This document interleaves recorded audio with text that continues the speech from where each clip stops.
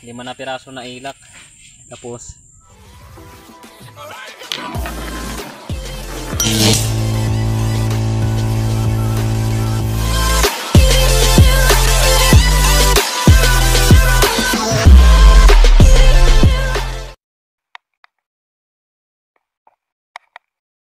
di Binuwayland yan, malalaki yung alon. Laki.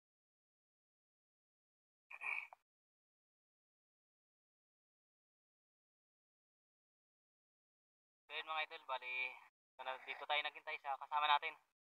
Ayan, nakita na natin si Bro Pintot. Galing pa yan dun sa dulo ng airport, lakad pupunta dito sa tapat ng beach. Tapos naman sa Barangay Kanhaway, tumawid siya, galing Kanhaway pupuntang dito sa dulo ng airport, dito sa Barangay Punta Maria. Kaya doon kami baba sa may Tangduan. Malayo pa, grabe, napakainit. Lakad lang ni doon ng airport pupunta dito. Lumit-lit ngayon yung alon, pero para natin alam kung malinaw yung dagat. Abang-abangan lang natin. Kaya pakalapit dito ni Bro.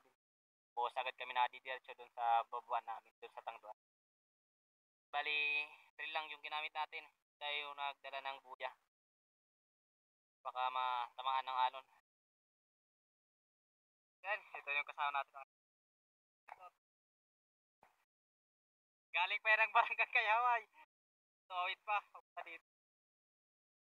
Yung high tide pa, pero ayos lang to kasi masasabayan namin yung pag-low tide. Bali, doon na tayo ahon sa may dulo ng airport. Tayo sa Tangduan, punta doon. Kaya abang-abang lang tayo doon sa babuan natin.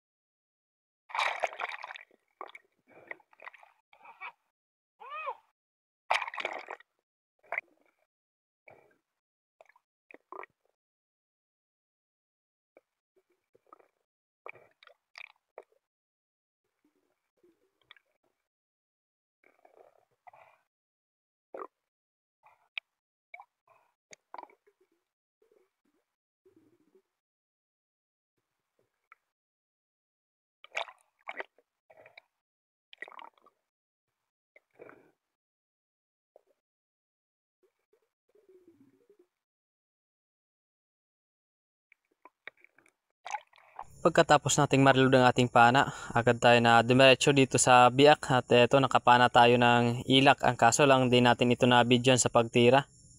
Kaya pasensya na mga idol. Eto yung unang huli natin na isda sa pamana natin.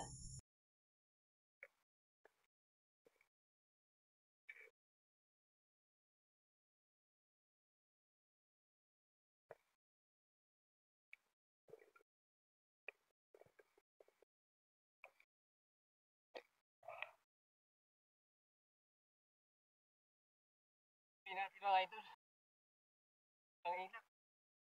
Wala din natin ito na video sa pagpana kasi natin ito palain na makakasalubong tayo ng ganito. Maliit na ilak lang sana ipapanain natin, kaya hindi natin inupin yung ating camera. May sumunod na malaking ilak, kaya ito lang yung tinira natin.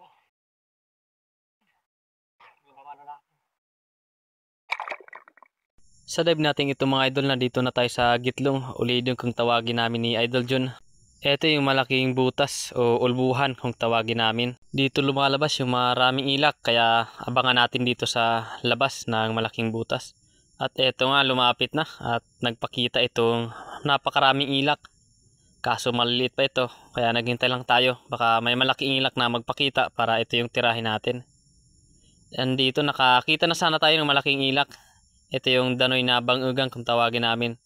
Kaso malayo ito, kaya hindi natin tinira. Hinintay lang natin na lumapit at makuha natin yung saktong distansya para mapana natin itong ilak.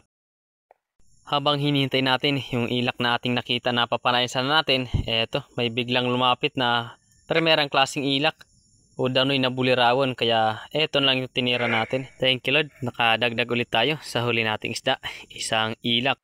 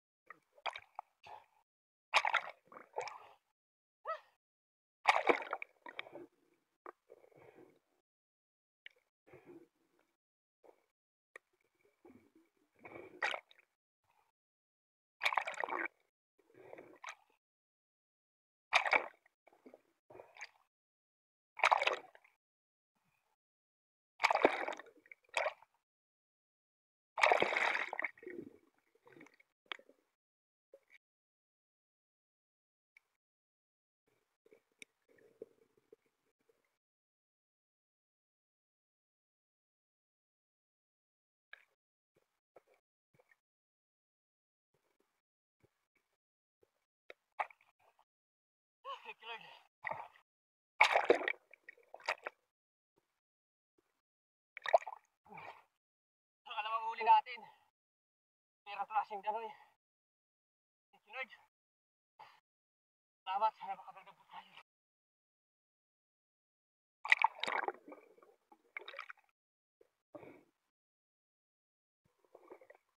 Pagkatapos nating malagay sa tuhugan natin na isda yung ilak nating napana dito sa butas, agad tayo na bumalik. Nagbabaka sakali tayo na makahuli pa dito ng ilak. Kaya pakahawak natin sa bato, naghintay lang tayo ng pagkakataon. Baka may biglang sumulpot na ilak at eto nga, may nagpakita pero hindi pa kalakihan. Pero ayos na at good size na rin ito na pangdagdag sa huli natin. Pinili ko lang yung first class na ilak o danoy na bulirawon para tirahin natin. Naka-timing na tayo, agad na natin ito na tinira. Thank you Lord, nakadagdag naman tayo sa huli nating isda, isang primerang klaseng ilak.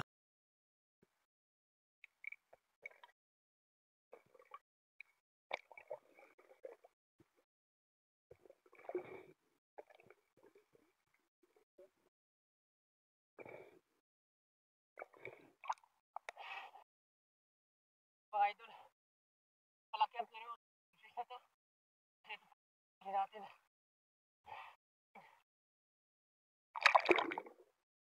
Pagkatapos nating masecure ang ilak nating napana, lumipat tayo ng spot. Dito tayo sisisid sa biak. At ito yung madalas mapanaan rin ni Idol John ng malaking ilak. Kaya dito nagbabaka sakali tayo na makakita ng isda na pwede natin mapana. Habang pababa tayo, ito yung nakita natin. Isang malaking pating mga idol. Grabe, ang laki na. Isang black tip na pating mga idol.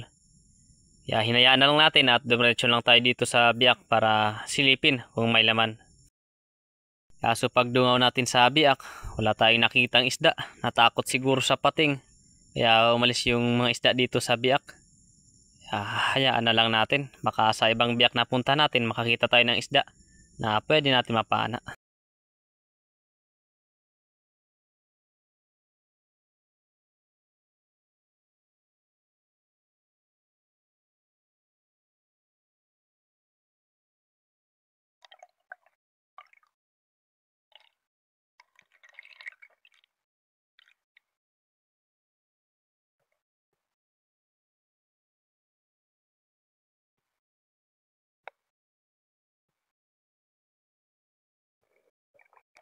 Habang naglalangoy-langoy tayo dito sa ibabaw ng dagat at naghahanap ng isda na pwede natin mapana, nakita natin itong napakaraming malilit na talakitok at mga rainbow runner. Kaya agad natin ito nalilapitan at eto pala yung sinasamahan nila, isang batang, isang lubid ng barko na naanod dito sa tabi.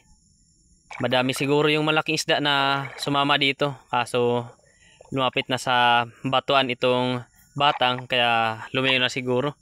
Itong mga malit na lang na isda yung sumama. Pag ganito talaga yung nakikita natin na uri ng bagay sa dagat, jackpot talaga tayo.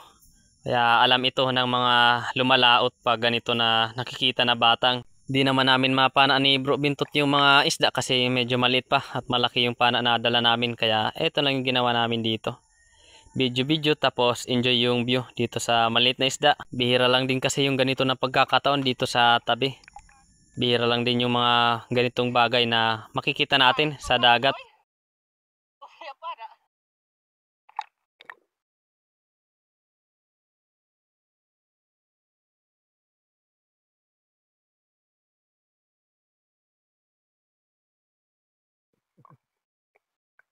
Pagkatapos nating ma-enjoy ang view dito sa batang nating nakita, dumiretso na tayo dito sa gilid ng bato. May nakita kasi tayong isang filefish o salimpawod kung tawagin namin. Medyo dumikit ito sa bato, kaya nilapitan natin para makita natin at mapadistansya natin ito sa bato at panain natin.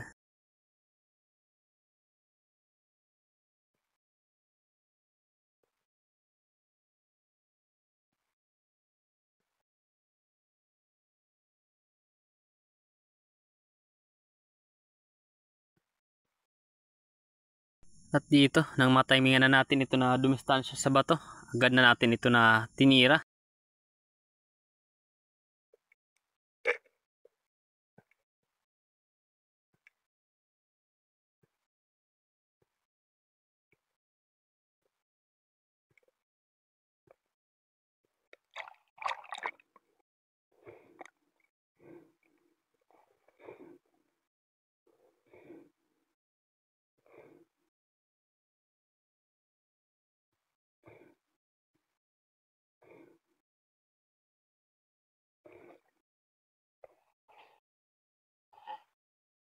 Mga idol ng salimpawod.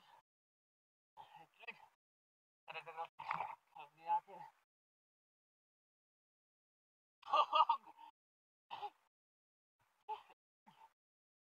Ha?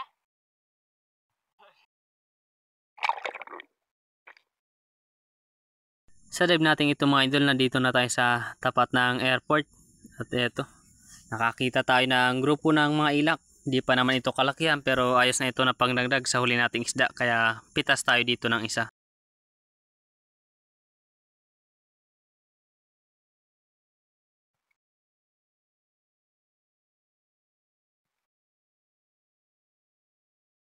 Hinintay lang natin ang tamang pagkakataon na makapili tayo ng papanain natin. Nang makapili na tayo mga idol, agad na natin ito na tinira para sigurado na makakahuli na tayo. Thank you Lord. Nakadagdag ulit tayo sa huli nating isda. Isang ilak o lupak kung tawagin namin.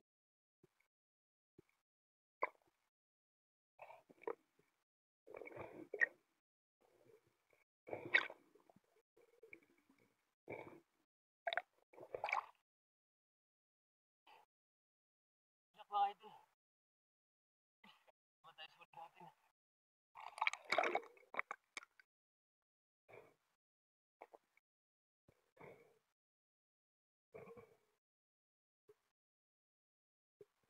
Sa live natin ito mga idol, dinaanan natin itong bahura. May malaking butas ito sa ilalim. Tinuro sa atin ito ni Idol John. Madalas ito mapanaan ng snapper. Kaya nagbabaka sakali tayo ngayon na sumisid dito sa bahura na ito. Silipin kung may laman. Dito dahan-dahan lang tayo na lumalapit. Minsan kasi yung mga isda nandito lang sa labas ng bahura. Kaya ingat tayo na hindi tayo makagawa ng ingay. Dahan-dahan rin tayo na sumisilip sa ilalim ng bahura. At ito yung nangyari mga idol.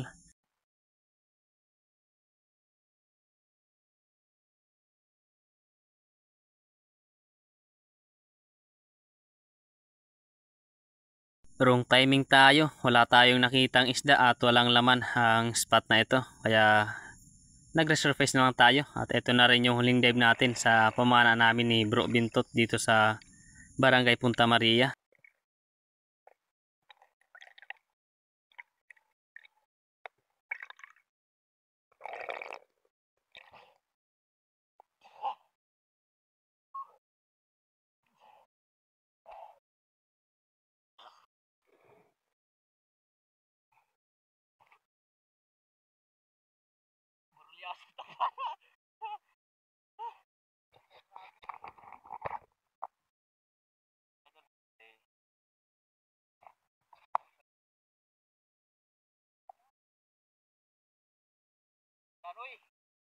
Jackpot si Bro Bintot. Grabe na ang dami ng nahuli na danoy.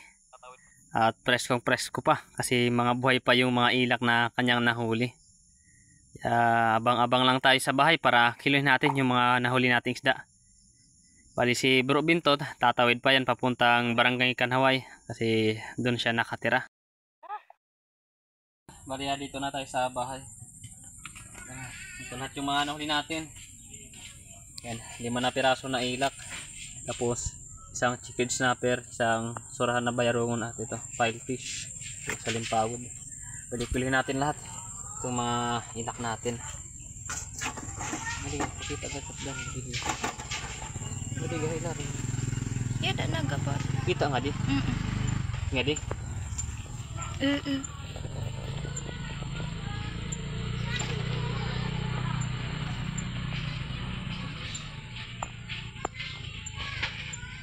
Ayan.